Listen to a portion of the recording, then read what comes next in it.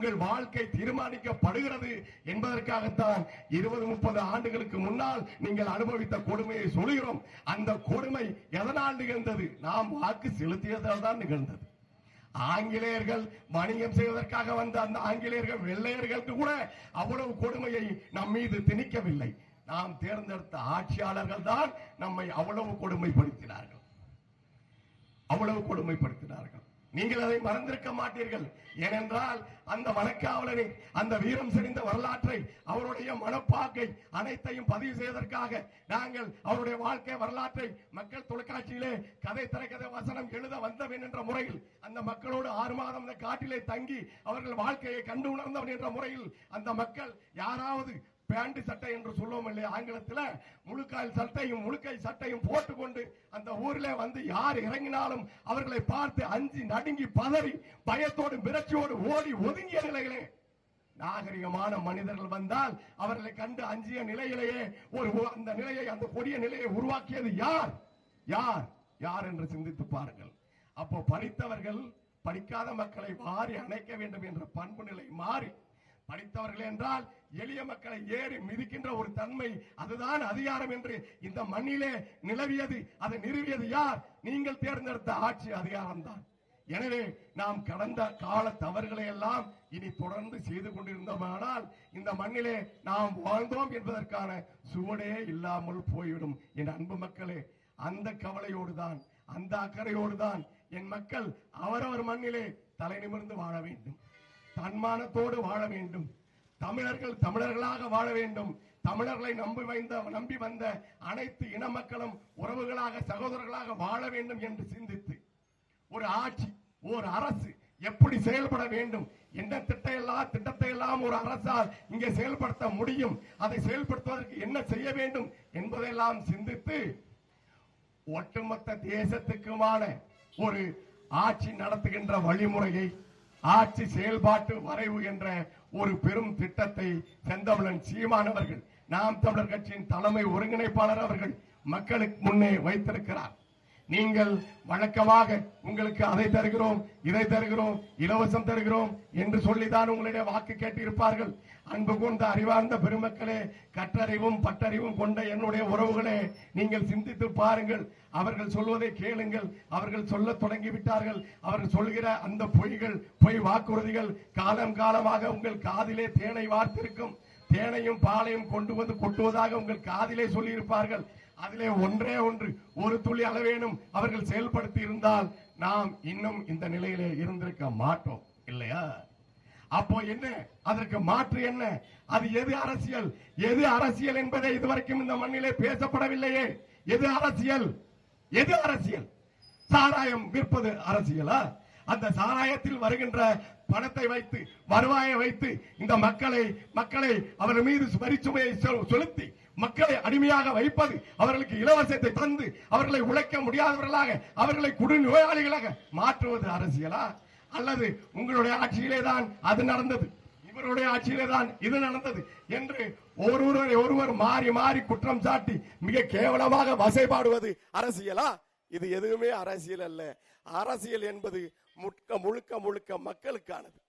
அரசியல் என்பது மக்கள் மீது அதிகாரத்தை செலுத்துகின்ற ஒன்று அல்ல. அது மக்களுக்கு ஆற்றுகின்ற சேவை. மக்களுக்கு ஆற்றுகின்ற சேவை நம்மளுடைய கெட்ட வாய்ப்பாக மக்களுக்காக உழைக்கக்கூடிய ஒரு கட்சி, ஒரு தலைமை இதுவரைக்கும் நமக்கு அமையவில்லை.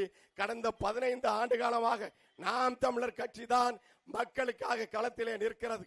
தமிழ்நாட்டில் இருக்கின்ற 38 மாவட்டங்களிலும் 30,000 பிரச்சனைகளை இந்த ஆட்சியாளர்கள் உருவாக்கி இருக்கிறார்கள்.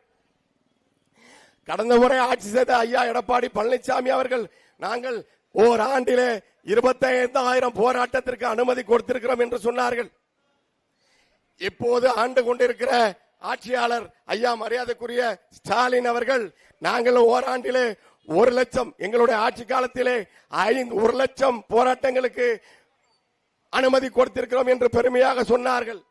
கேவலம் ஒரு அரசு மக்களை வாழ வைப்பதற்கா, மக்களை தொடர்ந்து போராட வைப்பதற்கா? இதுதான் எளிய மக்களாக உங்களிடம் நாங்கள் வைக்கிற கேள்வி. நாம் தேர்ந்தெடுக்கிற அரசு, நாம் தேர்ந்தெடுக்கிற ஆட்சியாளர்கள், நாம் செலுத்துகிற வாக்கு நம்மை இறுதி வரை போராட வைத்துக் கொண்டிருக்கிறது என்றால் இங்கே ஆட்சி நடக்கிறதா, வேறு என்ன நடக்கிறது? அவர்கள் நாடகத்திலிருந்து வந்தவர்கள், அவர்கள் நாட்டையே நாடக மன்றமாக நடத்தி காட்டிக் கொண்டிருக்கிறார்கள். எல்லாவற்றிலும் நாடகம், எல்லாவற்றிலும் பொய்.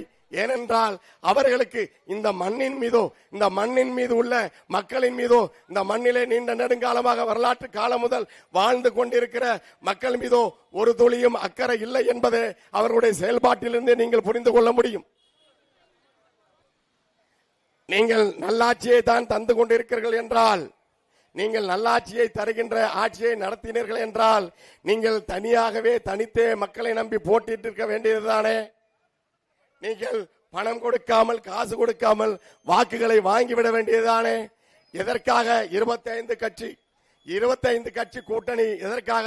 எனது அன்பு மக்களே, அந்த கூட்டணி எல்லாம் கொள்ளை கூட்டணியாக சேர்ந்து வந்து உங்களிடம் எதை பறிக்க இருக்கிறது? உங்கள் வாழ்க்கையை பறிக்க இருக்கிறது. உங்கள் பழங்களை பறித்து முடித்து விட்டது.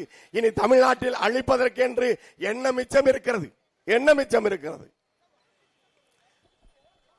இங்கே நிலையான நீர் ஆதாரம் மேட்டூர் அணை இருக்கிறது. மேட்டூர் அணையிலே நீர் பெருக்கெடுக்கிறது. நீர் பெருக்கெடுத்து செல்கின்ற நீர் எங்கே போய் சேருகிறது? வழியெங்கும் இருக்கிற மக்களை வாழ வைக்கின்ற நம்முடைய காவிரி தாய் எப்போதுமே பெரும்பாலான நேரங்களில் வறண்டு போகிறாளே. ஆண்டுக்கு 980 மில்லிமீட்டர் மழை பெய்கிற இந்த தமிழ்நாட்டில் ஏன் தண்ணீர் பஞ்சம் வருகிறது? ஏன் தண்ணீர் பஞ்சம் வருகிறது? இங்கு உள்ள ரசாயன தொழிற்சாலையால் இங்கே சுற்றுச்சூழல் பாதிக்கப்படுகிறது. மாசுபாடு ஏற்படுகிறது. மாசுபடுதல் ஏற்படுகிறது. மக்கள் மூச்சு திணறுகிறார்கள். அன்புக்குரிய மக்களே, இவ்வளவு நேரம் நாம் இந்த அதிகாரத்தை பற்றி தான் பேசிக் கொண்டிருந்தோம். இந்த அதிகாரம் எப்போதுமே மக்களுக்கு எதிராகத்தான் பாயும், எளிய மக்கள் மீதுதான் பாயும். மக்களை காப்பதற்காக இருக்கிறோம் என்று சொல்லிக் கொண்டு மக்களுக்காக பேசுவதற்காக உரிமை கூட இவர்கள் தரமாட்டார்கள். அப்போதுதான் இவர்களுடைய சட்டங்கள் எல்லாம் இவர்களுக்கு நினைவு வரும். கூட்டத்தை போட்டு 41 பேரை கொன்றார்கள் கரூரிலே. 41 உயிர்கள் அநியாயமாக போயின.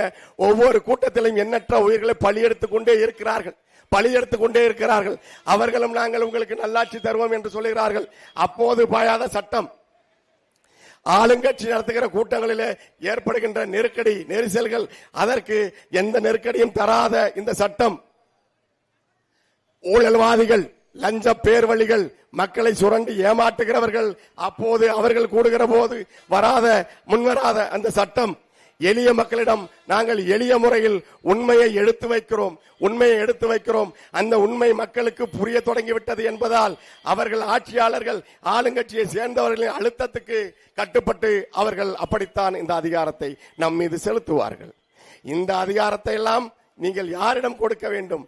மக்களுக்காக நிற்கின்ற, மக்களுக்காக சிந்திக்கின்ற ஒரு தலைவனாக நாம் தமிழர் கட்சியின் தலைமை ஒருங்கிணைப்பாளர் அண்ணன் செந்தமிழன் சீமான் அவர்கள் உங்களுக்காக சிந்திக்கிறார், உங்களுக்காக உழைக்கிறார். உங்களுக்காகவே களத்திலே வீரர்களையும் வீராங்கனைகளையும் முன்னிறுத்தியிருக்கிறார். நாங்கள் உங்கள் வாக்குக்கானவர்கள் அல்ல, உங்கள் வாழ்க்கைக்கானவர்கள். நாங்கள் உங்கள் ஓட்டுக்கானவர்கள் அல்ல, இந்த நாட்டுக்கானவர்கள். 60 ஆண்டு காலமாக ஆளுகின்ற இந்த ஆட்சியாளர்கள் உங்களுக்கு ஏன் இதுவரை தரமான கல்வியை தர முடியவில்லை? ஏன் தர முடியவில்லை?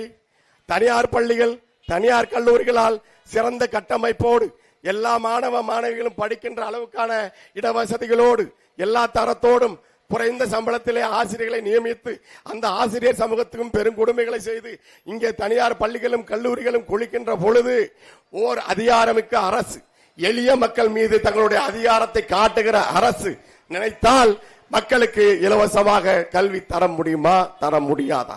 கேட்டால் ஏற்கனவே கல்வி இலவசமாக இருக்கிறது என்பார்கள். அங்கே போய் நம் பிள்ளைகள் படிக்கக்கூடிய சூழல் இருக்கிறதா? அந்த தரம் இருக்கிறதா? உலக தரத்திற்கான கல்வியை தர முடியாமல் தமிழ்நாடு எல்லாவற்றிலும் முன்மாதிரியாக இருக்கிறது என்று கூசாமல் பொய் சொல்கிறார்களே. அவர்கள் சொல்வது இருக்கட்டும், அதையெல்லாம் போனதாகவே இருக்கட்டும். இனி வரலாறு நம்முடைய வரலாறு, நாம் படைக்க இருக்கிற வரலாறு, புதிய அரசியல் வரலாறு. அந்த வரலாற்றிலே இந்த தமிழ்நாடு உலக நாட்டுக்கெல்லாம் ஈடாக, உலக நாடுகளவே மீளாக அனைவருக்கும் சரியான சமமான தரமான கல்வி, அனைவருக்கும் சரியான சமமான மருத்துவம், அனைவருக்கும் குடிப்பதற்கு தூய குடிநீர், படித்தவர் படிக்காதவர் அனைவருக்கும் அரசு வேலை, இனி படிக்காதவரே இந்த நாட்டில் இல்லை என்ற நிலையை உருவாக்குவதே எங்களுடைய அடுத்த வேலை என்கிற மிகப்பெரிய கோட்பாட்டை சுமந்து உங்களுக்காக சிந்தித்து ஆட்சி செயல்பாட்டு வரவை அண்ணன் செந்தமிழன் சீமான் அவர்கள் உங்கள் முன்னே வைத்திருக்கிறார். அதை பாருங்கள், அதை கேளுங்கள். காட்சிகளாக ஒவ்வொரு முறையும் உங்களுக்கு நாங்கள் காட்டிக் கொண்டிருக்கிறோம். ஒரு நாடு, எங்களுடைய நாடு, பெரும் வரலாற்றிலே பெருமை கொண்ட இந்த தமிழ்நாடு, தமிழ் பேரின மக்கள் வாழ்கின்ற நாடு எப்படி இருக்க வேண்டும் என்ற ஒரு பெரும் கனவு கொண்ட ஒரு தலைவன். இதுவரைக்கும் இந்திய அரசியலிலே இப்படியான சிந்தனையை மக்கள் முன்னே எடுத்து வைத்திருக்கிறாத ஒரு தலைவன். அவர் தலைவர் அல்ல, உங்கள் மகன். உங்கள் மகன், உங்கள் மகன் தான் உங்களுக்காக சிந்திக்க முடியும். உங்கள் மகன் கையிலே ஆட்சி அதிகாரம் வரும்போது இதுவரைக்கும் நாம் சுமந்திருந்த அத்தனை கேடுகளும், அத்தனை துயரங்களும், அத்தனை துன்பங்களும் பனி பொழுதில் அந்த சூரியனை கண்ட பனி போல விலகி ஓடிவிடும் என்பார்கள். இதுவரைக்கும் இங்கே நாம் எல்லா கொடுமைகளையும் யாரால் அனுபவித்தோம்? நாம் யாரை தேர்ந்தெடுத்தோமோ அவர்களால் தான் அனுபவித்தோம். இங்கே இருக்கிற சுற்றுச்சூழல் எப்படி மாசுபட்டது? இவர்களுக்கு வளர்ச்சி என்றால் இவர்கள் நம்முடைய நிலத்தை நஞ்சாக்கி, நம்முடைய நீரை நஞ்சாக்கி, நம்மளுடைய உணவை நஞ்சாக்கி, அப்படித்தான் இவர்களுக்கு வளர்ச்சி வளர்ச்சி என்று நம் மீது ஒரு பொய்யான கதையை கட்டமைத்துக் கொண்டிருக்கிறார்கள். அது வளர்ச்சி அல்ல, அது வீழ்ச்சி. நீங்கள் சென்னையிலோ, பெங்களூரிலோ, திருச்சியிலோ, கோவை போன்ற பெரும் மாநகரங்களிலோ கிடைக்கின்ற அனைத்து வசதிகளும், கல்வியோ, மருத்துவமோ, சரியான தரமான பாதையோ, பயணிக்க போக்குவரத்தோ ஏன் மேட்டூரிலே இல்லை? மேட்டூர் ஒரு தமிழ்நாட்டின் மைய பகுதியாக இருக்கிறது, மிக முக்கியமான பகுதியாக இருக்கிறது. ஆனால் இங்கே வாழ்கின்ற மக்களின் நிலை சென்னையிலோ கோவையிலோ வாழ்கின்ற மக்களுக்கு சமமானதாக ஏன் இதுவரை 60 ஆண்டு கால ஆட்சியிலே, திராவிடர்கள் ஆட்சியிலே ஏன் இவர்கள் உருவாக்கவில்லை?